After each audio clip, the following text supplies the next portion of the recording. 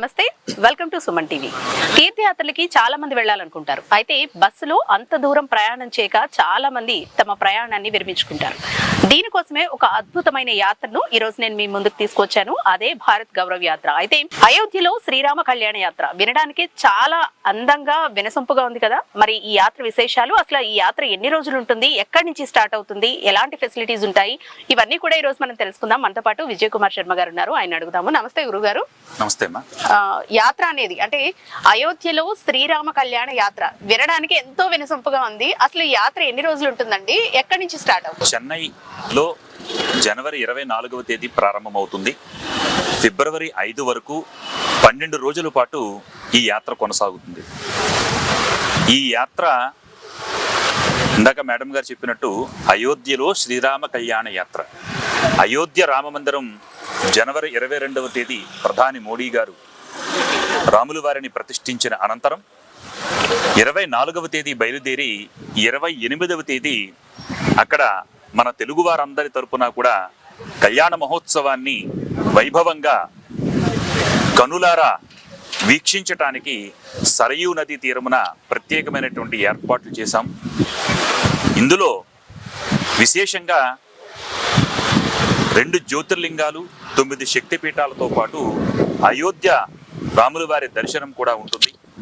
ఈ విశేషమైనటువంటి యాత్రకే అయోధ్యలో శ్రీరామ కళ్యాణ యాత్ర అని నామకరణం చేయడం జరిగింది. కానీ ట్రైన్ లో అన్ని యాత్రలు అనేది నిజంగా చాలా అద్భుతమైన ఆలోచన అన్నమాట. అయితే ట్రైన్ లో అన్ని రోజుల పాటు ఉండేందుకు ఏ విధమైన ఫెసిలిటీస్ ఇస్తున్నారండి?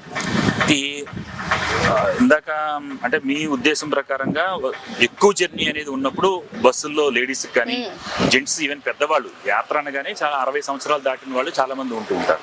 మరి అటువంటి యాత్రలు చాలా సుఖమయమైనటువంటి ప్రయాణంలో ఎటువంటి అలసట లేకుండా చక్కగా అందరికీ కూడా దర్శన భాగ్యాలు కల్పించేటటువంటి ఏర్పాట్లు చేయాలనే ఉద్దేశం చేతన ప్రధాని మోడీ గారు భారత్ గౌరవ్ అనేటువంటి ప్రత్యేకమైనటువంటి రైలు యాత్రలని ఏర్పాటు చేశారు. ఇది రైల్ టూరిజం వాళ్ళు నిర్వహిస్తూ ఉంటారు. ఈ రైల్ టూరిజము హిందూ ధార్మిక పీఠము అనుసంధానంగా ఈ యాత్రని ప్రత్యేకంగా రూపకల్పన చేశాము. ఈ బస్సుల్లో ప్రయాణాల కంటే కూడా రైల్లో ఉన్నటువంటి ప్రయాణం చాలా సుఖమయంగా ఉంటుంది. పడుకోవచ్చు. ఏదైనా అత్యవసర పరిస్థితుల్లో టాయిలెట్కి సంబంధించినటువంటి ఫెసిలిటీస్ కూడా ఉంటాయి. కాబట్టి ఎక్కువ దూరం సుమారుగా ఈ యాత్ర 7,500 కిలోమీటర్లు మనం ట్రైన్లో ప్రయాణం చేస్తాం. అంటే మరి అంత ప్రయాణము మామూలుగా చేయాలంటే చాలా కష్టతరం అవుతుంది. అందుచేత భారత్ గౌరవ్ రైలు యాత్ర అనేది చాలా ప్రత్యేకమైనటువంటి ఫెసిలిటీస్ తోటి ఒకే రైలు మనం మొట్టమొదటిగా ఏదైతే సీట్ నెంబర్ మనకి అలాట్ అయిందో చివరి వరకు కూడా అదే బోగి అదే సీట్ నెంబర్లో మనం అందరం కూడా కూర్చుని యాత్ర అంతా కూడా పరిపూర్ణం చేసుకుని వస్తాము. ఒక రైలు దిగి ఇంకొక రైలు ఎక్కటము, మళ్ళీ ఆ ట్రైన్ మిస్ అయిపోయిందని అనుకోవటము, ట్రైన్లో జనరల్గా అందరితో పాటు కామన్ బుకింగ్స్ చేసుకోవటము, ఇందులో యాత్రతో పాటు మిగతా జనరల్ పబ్లిక్ కూడా మన దాంట్లోకి ప్రవేశించడం అనేటువంటివి ఉండవు.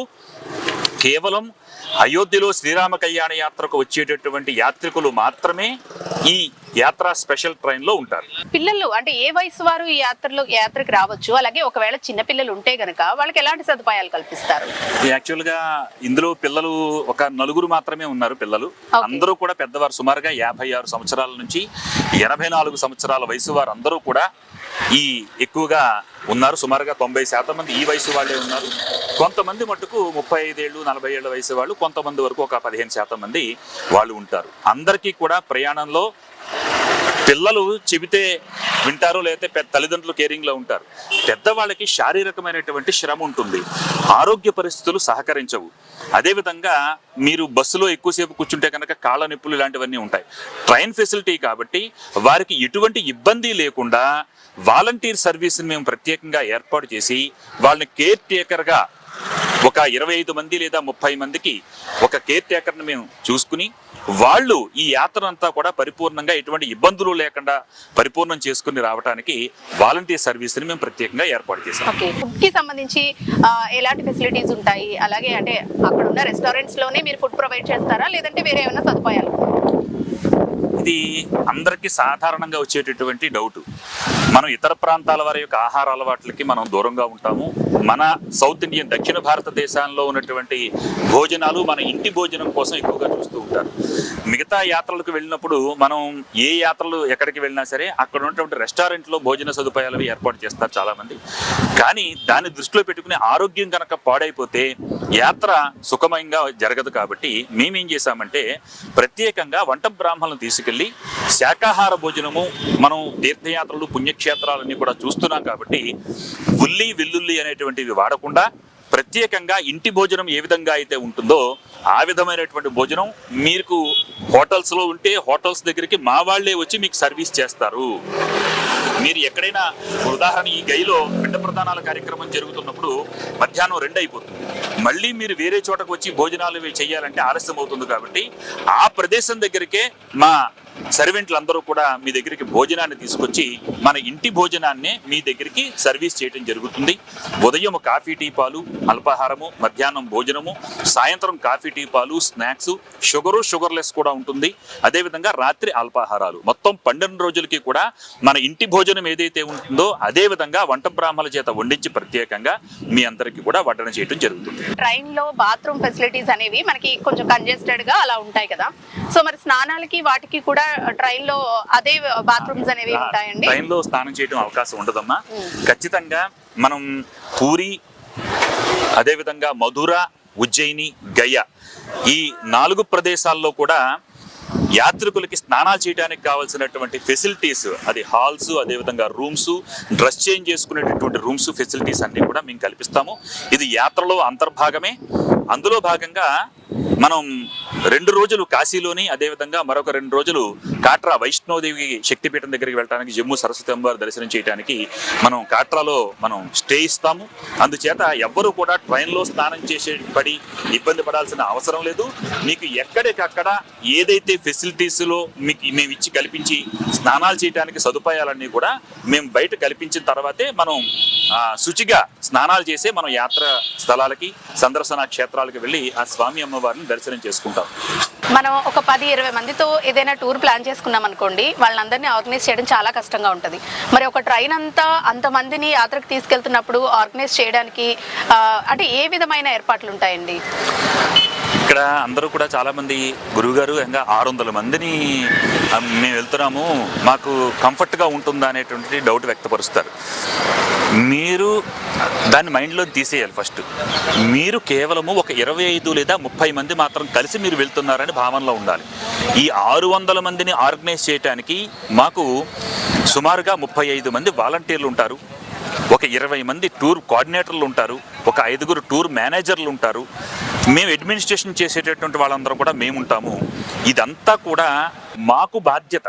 మీకు 25 మంది ప్రశాంతంగా వెళ్ళి దర్శనాలు చేసుకుని మీ కార్యక్రమాలన్నీ కూడా పూర్తి చేసుకుని ఎవరికి వాళ్ళు వచ్చేయచ్చు. అందుచేత 600 మంది అనేటువంటి విషయాన్ని మీరు మైండ్లో పెట్టుకోకండి. ప్రతి 25 లేదా 30 మందికి ఒక వాలంటీర్ ఉంటారు, ఒక బోగీకి ఒక టూర్ కోఆర్డినేటర్ ఉంటారు, 3 బోగీలకి ఒక మేనేజర్ ఉంటారు. మీరు బయటికి ఎక్కడికి వెళ్ళినా ఈ వాలంటీర్లు మిమ్మల్ని గుర్తుపెట్టేలాగా మీకు ఐడి కార్డులు ఇస్తాము. మీరు వాలంటీర్లను గుర్తుపెట్టేలాగా వాళ్ళకి ఒక యూనిఫాము, డ్రెస్ కోడ్ ఉంటుంది. అదేవిధంగా టూర్ మేనేజర్లని, టూర్ కోఆర్డినేటర్లని మీరు గుర్తుపెట్టేలాగా వాళ్ళకు కూడా ఒక డ్రెస్ కోడ్ ఉంటుంది. కాబట్టి మీరు ఎక్కడా కూడా ఇబ్బంది పడేటటువంటి అవసరం ఉండదు. మీకు భోజనాలు ఏర్పాటు చేయాలా, ట్రాన్స్పోర్ట్ బస్సులు చూడాలా, ఆటోలు చూడాలా, మీకు హోటల్స్ ఫెసిలిటీస్ మీ చూడాలా అనేది మాకు బాధ్యత. కాబట్టి అటువంటి ఏర్పాట్లన్నీ పూర్తిగా జరిగిపోయి ఉన్నాయి. జమ్మూ కాట్రా వైష్ణోదేవి దగ్గర, కాశీలోని ప్రతి చోట మేము ఎక్కడైతే ఫెసిలిటీస్ ఇస్తామో, మీకు ట్రాన్స్పోర్ట్ ఏవైతే చూపిస్తామో అవన్నీ ఏర్పాట్లు కూడా జరిగిపోయి ఉన్నాయి. కాబట్టి మా మేనేజర్లు, కోఆర్డినేటర్లు అందరూ కూడా దానికి సంసిద్ధులై ఉన్నారు. వాలంటీర్లు అందరూ కూడా వెల్ ట్రైన్డ్ వాలంటీర్లు మేము ఏర్పాటు చేశాం. కాబట్టి నిశ్చింతగా 600 మంది అనే దాన్ని మీరు మైండ్లో తీసేసి కేవలం చక్కగా ఒక 25-35 మంది ఒక టీమ్గా వెళ్ళి దర్శనాలు చేసుకుని వచ్చేస్తూ ఉంటారు. సింగిల్ గా కూడా ఈ యాత్రకు రావచ్చా? అలాగే ఈ యాత్ర ప్యాకేజ్ లో భాగంగా కాకుండా బయట మనకు అదనంగా ఏమైనా ఖర్చులు అవుతాయంటారా? ఫ్యామిలీ అంటే ఓన్లీ భార్యాభర్త లేదు వాళ్ళ పిల్లలు లేదా వాళ్ళ తెలుసున్న వాళ్ళు ఎవరు నలుగురు అయితే కలిసి వస్తూ ఉంటారు. ఇందులో కూడా చాలా మంది అలా కలిసి వచ్చే వాళ్ళు ఉన్నారు. అలాగే సింగిల్స్ గా కూడా వచ్చేటటువంటి వ్యక్తులు చాలా మంది ఉన్నారు. హైదరాబాదు, అదేవిధంగా కాకినాడ, విశాఖపట్నం ఇలా చాలా చోట్ల నుంచి ఆ పిల్లలు ప్రత్యేకంగా ఆ తల్లిని లేదా తండ్రిని యాత్రకు పంపించాలనేటువంటి తపన చేతన వాళ్ళకి టికెట్స్ తీసి మా వాలంటీర్ సర్వీస్ ఉంటుంది, గురువు గారు జాగ్రత్తగా తీసుకొస్తారు అనేటువంటి ఒక నమ్మకంతో సింగిల్స్ గా విడివిడిగా వచ్చేటటువంటి వాళ్ళు కూడా ఈ యాత్రలో ఉన్నారు. వాళ్ళని మేము చాలా జాగ్రత్తగా తీసుకురావడానికి మేము బాధ్యత తీసుకుంటాము. ఎటువంటి నిస్సందేహము లేకుండా సింగిల్స్ గా ఉన్న వాళ్ళు కూడా ఈ యాత్రకి రావచ్చు. చాలా మంది యాత్రలు చేస్తూ ఉంటారు, అంటే విడివిడిగా ట్రైన్ టికెట్స్ కానివ్వండి, అక్కడ అకామిడేషన్ కానివ్వండి బుక్ చేసుకుంటూ ఉంటారు. సో అలా వెళ్ళడం బెటర్ అంటారా, లేదంటే మీ యాత్రలో భాగంగా ఈ ప్యాకేజ్ బెటర్ అంటారా? ఏమైనా కలిసి వస్తుంది అంటారా దీనివల్ల? ఖచ్చితంగానండి. మనకి 10 మంది, 15 మంది, 20 మంది ప్రతి ఏడాది కూడా యాత్రలు చేసేవాళ్ళు వాళ్ళంతటా వాళ్ళు ట్రైన్ టికెట్లు తీసుకుని హోటల్స్ బుక్ చేసుకుని వెళ్తారు. ఒక్కసారి ఇది ఈ రోజు ఏది కూడా సీక్రెట్ గా ఏం లేదు, అన్ని గూగుల్లో కొడితే అన్ని ఓపెన్ అయిపోతాయి. మీరు మన యాత్రకు సంబంధించింది ప్రతి చోట ఎన్ని ట్రైన్లు మారాలి, ఎన్ని టికెట్స్ తీసుకోవాలి, ఫుడ్కి ఎంత అవుతుంది, అక్కడ దర్శనాలకు సంబంధించింది కానీ మిగతా ఖర్చులు కానీ ఎంతెంత అవుతాయని చెప్పి మీరు ఆన్లైన్ క్యాల్కులేట్ చేసుకుంటే మీకే తెలిసిపోతుంది. ఇది కలిసి వస్తుంది కలిసి లేదు అనేది ఖచ్చితంగా కలిసి వస్తుంది. కానీ ఏ విధంగా కలిసి వస్తుందంటే ఎటువంటి బర్డెన్ ఉండదు. ఫస్ట్ ఇప్పుడు రూమ్ చూసుకోవాలి, రూమ్లు అలాట్మెంట్ లేవు. ఇక్కడ మీది బాధ్యత కాదు, మీకు రూమ్ ఇచ్చే బాధ్యత మాది కాబట్టి మీకు బర్డెన్ లేదు. ఫుడ్కి సంబంధించింది ఏ హోటల్కి వెళ్ళాలి, ఏది బాగుంటుంది మీకు బర్డెన్ లేదు, మేము వండి పెడతాం. అదేవిధంగా ఏ ట్రాన్స్పోర్ట్ వాడాలి, ఆటో అతను భాష రాదు, ఉత్తర భారతదేశం, ఇక్కడ తెలుగు వాళ్ళందరూ కూడా అక్కడికి వెళితే మోసాలు చేసేస్తారు, అక్కడే పక్కన ఉన్నదాన్ని ఇంకా చుట్టూ తిప్పి వాళ్ళు ఎక్కువ డబ్బులు వసూలు చేస్తారు. ఇలాంటివి కొన్ని ఇబ్బందులు ఉంటాయి. అలాంటివి కూడా ఏమీ లేకుండా ట్రాన్స్పోర్ట్ కూడా మా మేనేజర్లన్నీ కూడా రెడీగా ఉండి ఏర్పాటు చేసి మీరు ఆటో అంటే ఆటో ఎక్కటం, బస్సు అంటే బస్సు ఎక్కటం, మీరు యాత్ర కంప్లీట్ చేసుకుని వచ్చేయటం. అందువల్ల డబ్బులు కలిసి వస్తాయి, యాత్ర సుఖంగా జరుగుతుంది. అందుకే అమెరికాలో ఉన్నటువంటి వాళ్ళు ఇక్కడ ఉన్నటువంటి తల్లిదండ్రులకి వాళ్ళు టికెట్లు తీసి వాళ్లే ఎంక్వైరీ చేసి వాళ్ళు తప్పనిసరిగా అమ్మా నాన్న మీరు యాత్రకు వెళ్ళండి, గురువు గారు చక్కగా చూస్తారు, అన్ని రకాలైనటువంటి ఏర్పాట్లు చేశారు అని చెప్పి చాలా మంది బెంగళూరు, పూణే, నొయిడా, ఢిల్లీ ఇక్కడ వాళ్ళ పిల్లలు ఉద్యోగాలు చేసుకుంటున్నారు, తల్లిదండ్రులు ఇక్కడ ఉంటున్నారు పల్లెటూరులోనో ఇంకో చోట.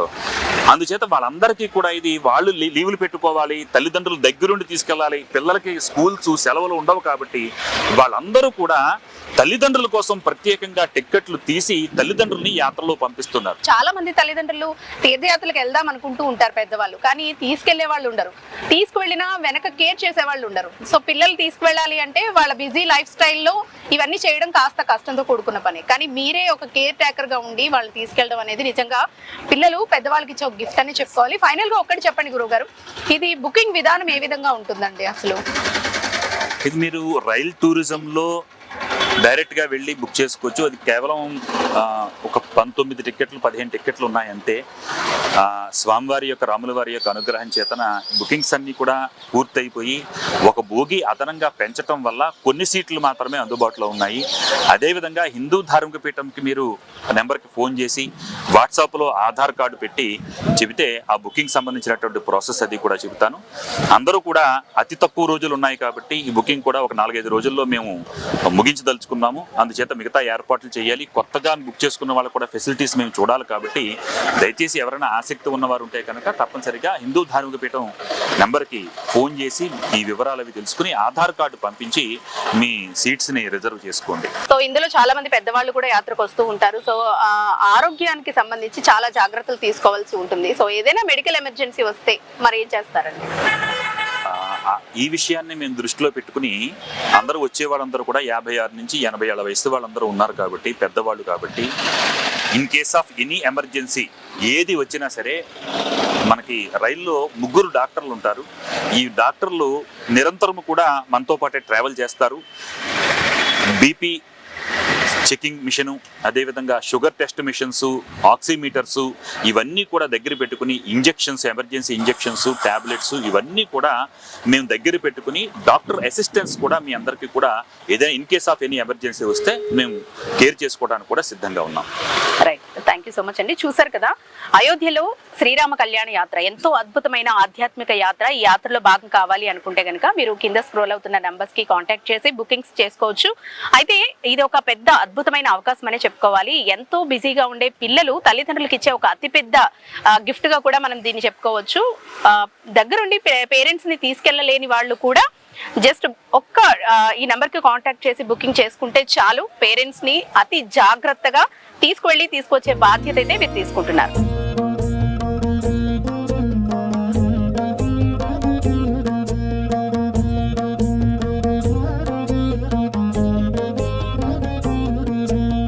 అయోధ్యలో శ్రీరామ కళ్యాణ యాత్ర జనవరి 24 నుండి ఫిబ్రవరి 5 వరకు 12 రోజుల పాటు 2 జ్యోతిర్లింగాలు, 9 శక్తిపీఠాలు, అయోధ్యలో సీతారాముల కళ్యాణ మహోత్సవం. ఈ యాత్రలో ప్రత్యేకమైన వేద పండితుల బృందం ఉంటుంది. మామూలుగా మనం యాత్ర చేస్తున్నప్పుడు మనంతట మనం వెళ్ళి దర్శనాలు చేసుకుని వచ్చేస్తూ ఉంటాం. అయితే ఈ యాత్రికులకి, ఈ యాత్రలో వచ్చేటటువంటి యాత్రికుల కుటుంబ సభ్యుల యొక్క గోత్రనామాల చేత మా వేద పండితుల బృందం ఎక్కడైతే ఈ శక్తిపీఠాలు, జ్యోతిర్లింగాలు, అదేవిధంగా మిగతా క్షేత్రాలలో మీ కుటుంబ సభ్యుల యొక్క గోత్రనామాలతోటి అర్చనలు, పూజాధికారులు చేసి అనంతరం ప్రసాద వితరణ కూడా చేయడం జరుగుతుంది. అత్యంత వైభవోపేతమైనటువంటి ఈ యాత్రకి అన్ని ఏర్పాట్లు పూర్తయ్యాయి.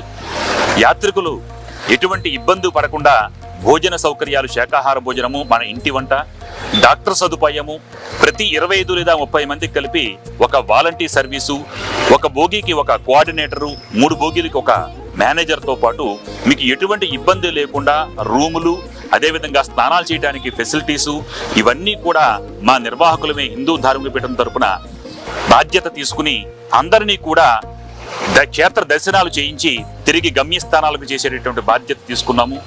అందుచేత ఆ సీతారాముల కళ్యాణ మహోత్సవంలో అందరూ కూడా పాల్గొనండి. జై శ్రీరామ్.